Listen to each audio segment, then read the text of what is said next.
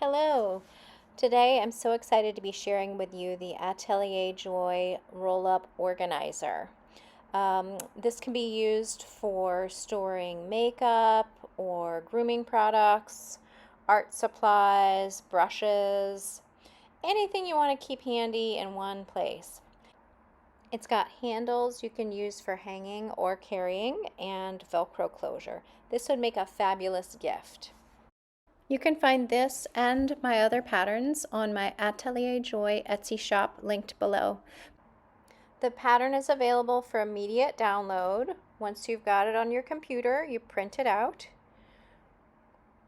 check your size gauge, cut out all the pattern pieces, and then tape together the pattern pieces that need to be taped. There are 3 of them. Then you're ready to lay your patterns on your fabric and cut out your fabric. I'm showing you here how you would line up if you have a pattern on your fabric.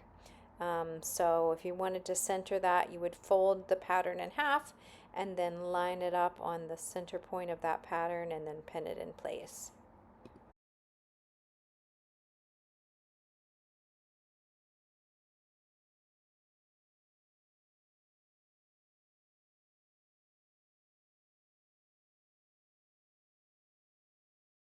Then you'll transfer all the markings using wax transfer paper for the handle placement, optional label, and Velcro placement. Okay, so here's what everything should look like once you've got it all cut out. We've got our exterior body here and the interfacing. Interior body, this one has more markings for Velcro. Then you've got your pull tab tube that we're going to stitch up and then cut into 8 pieces, 2 handles.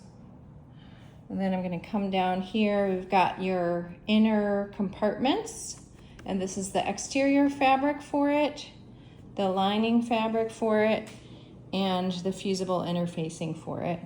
And then in terms of notions, we've got 4 strips of sew-in Velcro that are 8.5 inches, 1 strip that's 10 inches, and these are all 3/4 of an inch wide, 4 9-inch zippers, and then bias tape that's folded once, and all total it's 2.5 inches wide. So now it's folded, and what you see here is 1.25 inches, but if you were to open it up, it would be 2.5 inches wide. I've got about 65 inches here. You're probably going to need to trim that down, but it's good to have a little extra just in case. Okay, so that's what your fabric and notions are going to look like.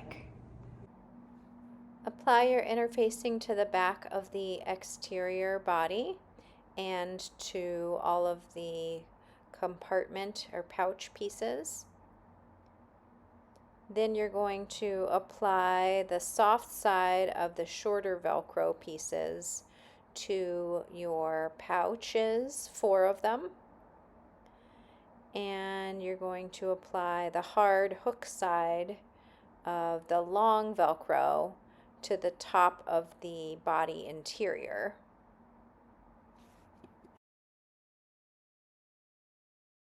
And one of the hook portions of the short Velcro on the interior at the base. Then you apply the soft fuzzy side of the long Velcro to the body exterior on the bottom part of it. And while you're at it, you can go ahead and put your label on there if you want. Go ahead and stitch all those Velcro pieces on and stitch your label on if you're doing one.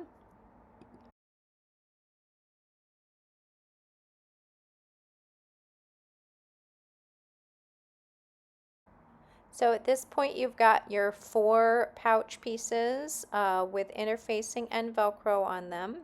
You've got your body interior with 2 pieces of Velcro on it, and your body exterior with the interfacing on the back, and your label and the soft Velcro at the bottom. Now it's time to make your handles and the pull tabs. So you're just going to take those long rectangles and fold them in half right side together and then stitch with a 1/2 inch seam allowance for all 3 of those things. So you'll have 2 handles and 1 pull tab tube. Press those seam allowances open.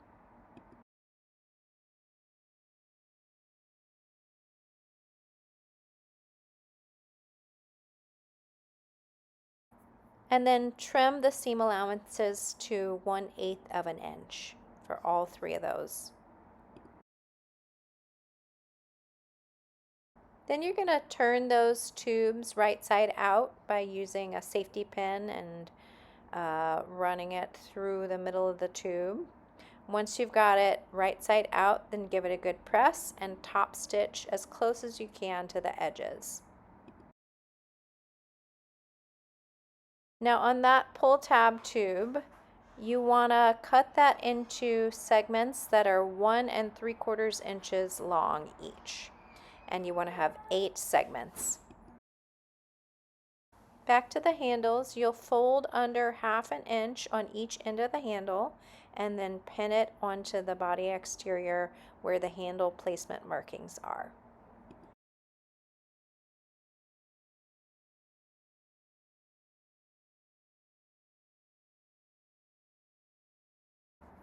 Now you're going to stitch those handle ends down. I like to stitch a square and then an X in the middle of the square to make sure that it's really secure.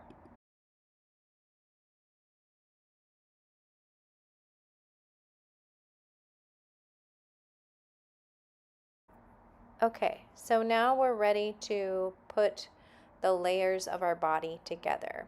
So you want to lay them together, wrong sides together. Make sure that you've got the top and the bottom lined up. So there's a double notch at the top. So make sure you've lined up the double notches. Pin or clip around the edges, and then you're going to machine baste a 1/4 inch from the edge all the way around.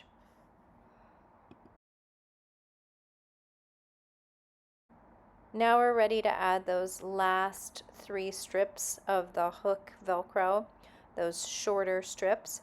Those are going to go pinned into the placement markings on the interior, and you're going to stitch them on. Make sure that you have the bobbin thread color that you want to be showing on the exterior of the bag, because this will show through on the exterior of the bag. So this is what the body will look like. On the exterior, you've got your handles, your label, the long soft portion of Velcro. Then on the interior, you've got all hard or hook Velcro. So there's the long one at the top and then 4 shorter ones. Now we're going to bind the edge. So for this you need bias tape that's 2.5 inches wide. You can either buy quilt binding and trim it down a bit or make your own using your fabric. I'll put a link in the description with another tutorial for how to make your own bias tape. So you want to start with a bias tape that's trimmed at a 45-degree angle and then fold that raw edge up to the top, press it, and then press it back down. So that gives you an end that's got a folded edge. And then you're going to put it on, I like to start at the bottom edge of the interior, and you want to put the beginning of the bias tape maybe 1 inch below the corner. But then you're going to start pinning well below that. So about 3 inches below that, you start pinning and you start sewing. You want to leave that beginning part open because we're going to tuck the end in there. So just put a pin in about 3 inches down and then take it to your machine. We're going to be sewing with a 1/4 inch seam allowance. So for me, that was right in the middle of that presser foot leg. And then once you get close to a squared corner, you're going to stop 1/4 of an inch from that corner. Plant that needle, pivot your fabric 45 degrees, and then stitch off the edge of your fabric and bias tape. Now you want to take your bias tape and fold up towards that raw edge that you just stitched the bias tape at. You're going to be folding it up at about a 45-degree angle, and your folded bias should match up with the raw edge of the fabric. And then fold it back down to the next edge that you'll be stitching and line up the bias with that edge. And then you're going to start stitching again with a 1/4 inch seam allowance. You can start behind the fabric or right at the edge of the fabric. You can see right there I had a little bit of trouble because it was super bulky, so you may have to kind of pull the fabric through to get it started. So any squared corners you're going to do with that technique. Now when you get to a rounded corner, you're just going to go super slow and adjust the bias tape to match up with the raw edge of the fabric as you go. You're probably going to need to hand crank as you go around this curve. Take your time. Do not pull the bias tape too much. Just keep it lined up with that curve.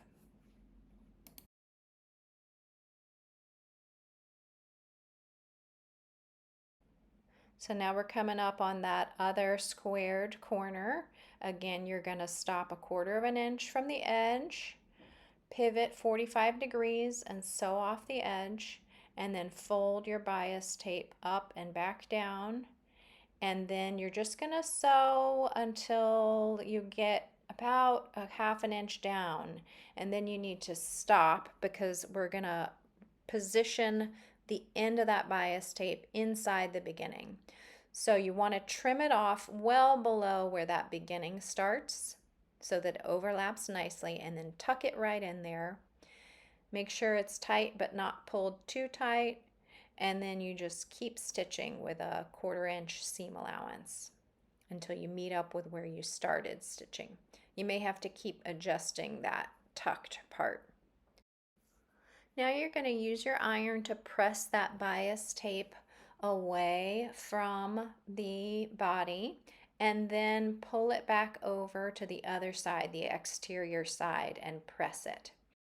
And you're going to want to take your time and use lots of steam on those rounded corners and the squared off corners too. When you get to the squared corners, you're going to need to fold in one side first and then the other with a 45-degree angle.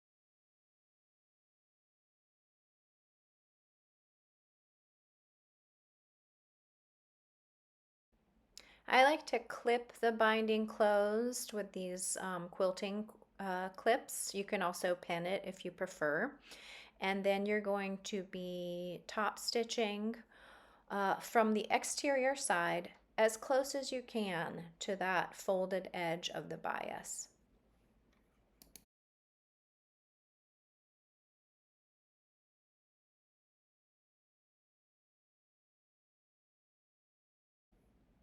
Top stitch around the entire body, taking your time, going slowly around those curved corners.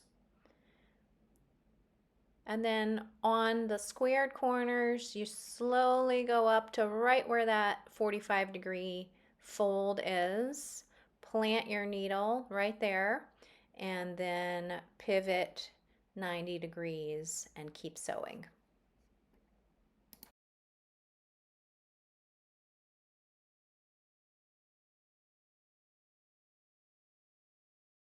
So now you've got a nice clean finished binding around your whole body.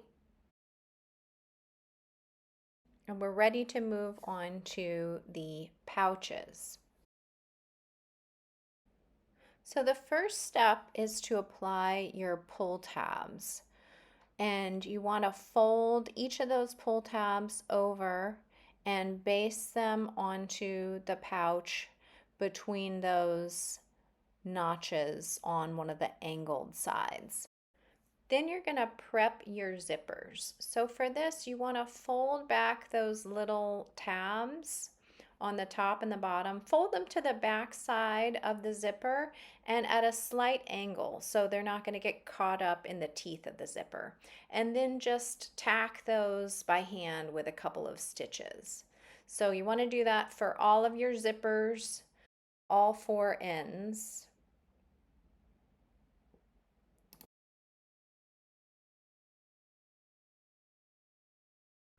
Now, I like to have my zipper pouches unzip with the tab on the left. So here I've got my pouch with the Velcro. I lay down my zipper with the face of the zipper down and the pull tab on the left. And then once you've secured that either by basting or pinning, then you lay the lining piece on.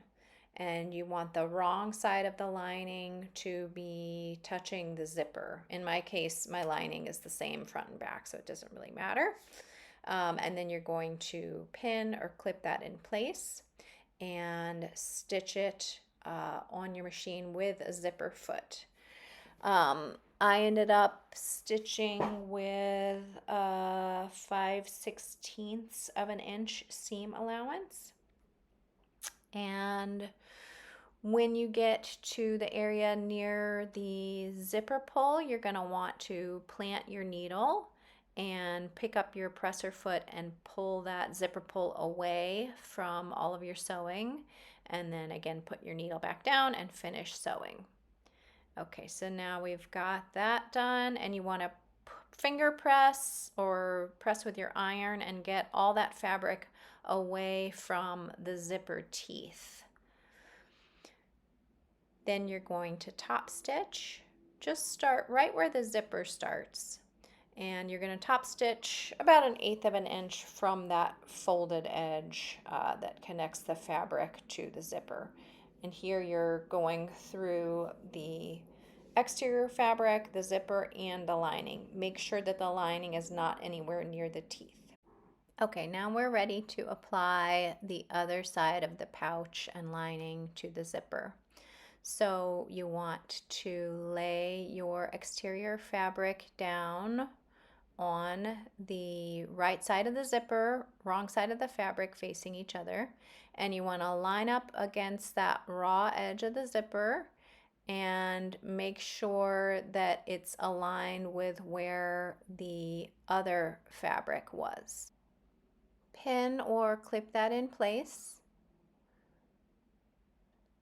so that it'll stay in place while you lay your lining on top. So now you're going to lay your lining down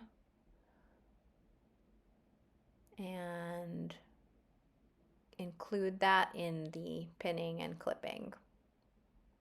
You're going to have the wrong side of the lining touching the zipper. And then again, you want to stitch with your zipper foot, 5/16 of an inch seam allowance, just from where the zipper begins and ends. And again, plant your needle, pull up your foot, and move the zipper tab out of the way when you need to.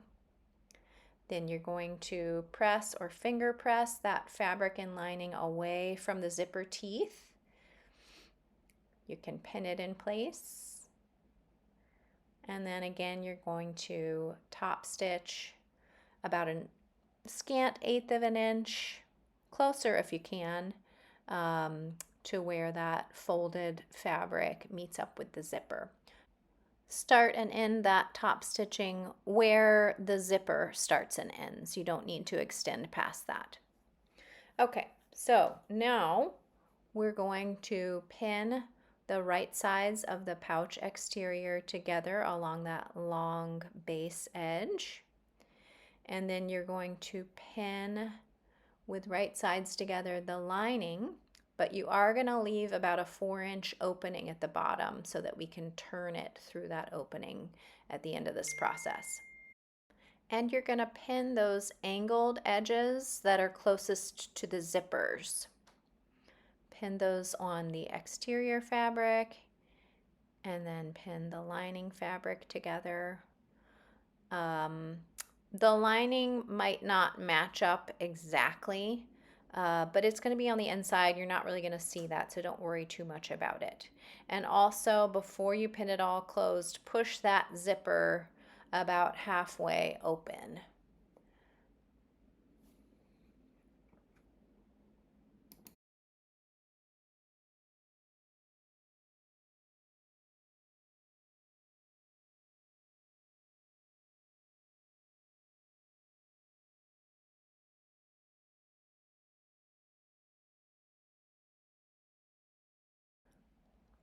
At this point, you're going to switch back to your regular presser foot, and we're going to be stitching with a 1/2 inch seam allowance. So go ahead and stitch that entire long seam for your exterior fabric, and then stitch the lining, but remember to leave that 4-inch opening in the base so that we can turn it through that opening.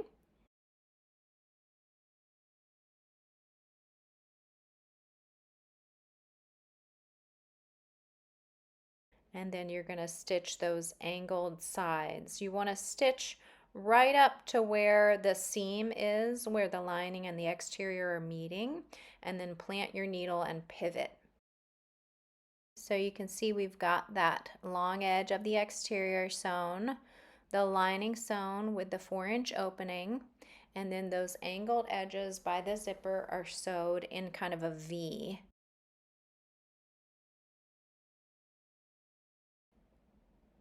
Now we're going to press those seam allowances open as best we can. This will just make the finished product look a little bit crisper and cleaner.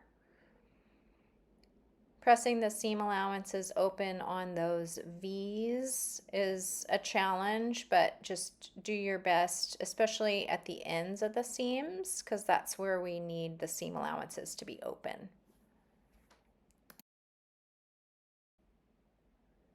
Now we're going to close up those corners. So you want to press those angled V sides down to meet the base. So here I'm pressing the exterior pouch angled side down, and I'm meeting up with the base. The seam allowances are matching up, they're open. Same thing with the lining. You want to press that down. Make sure those seams match up and the seam allowances are open, and you can clip or pin that in place, and then you stitch it with a 1/2 inch seam allowance. Make sure you're stitching those seam allowances open so it doesn't get too bulky at that seam. And be sure to backstitch at the beginning and end of these seams because they definitely need to be sturdy. Okay, our pouch is almost done. We just need to turn it right side out. So you're going to turn it through that opening in the lining. And then it's basically the bag but inside out. So then you turn it through the opening in the zipper. Push out on those pillow corners. Pull out on the zipper edges and the pull tabs. Try and get everything as crisp as you can. Make sure your zipper works. And then we just need to close up that lining where we turned it. So you want to clip or pin that closed. And then you can top stitch it like I'm doing here as close as possible to that folded edge. Or if you wanted a nice clean finish, you can hand stitch, slip stitch it. But it's really not going to be that visible, so I find it's fine to just top stitch it in the machine. And the pouches are designed to fit in the body with the Velcro of the pouch on the top side of the pouch. So there's a certain way that you have to put them in the body, otherwise they won't fit in enough for it to roll up. So the Velcro is going to be on the top side of the pouch. I hope you get a lot of use out of this organizer or gift it to someone who can. I think it's a great gift for someone who's heading off to a dorm or a camp or who's about to be traveling. Enjoy! You can find the link to the pattern and my Etsy shop in the description below. Thanks so much for watching. Please like and subscribe. I'll be adding more tutorials on a regular basis.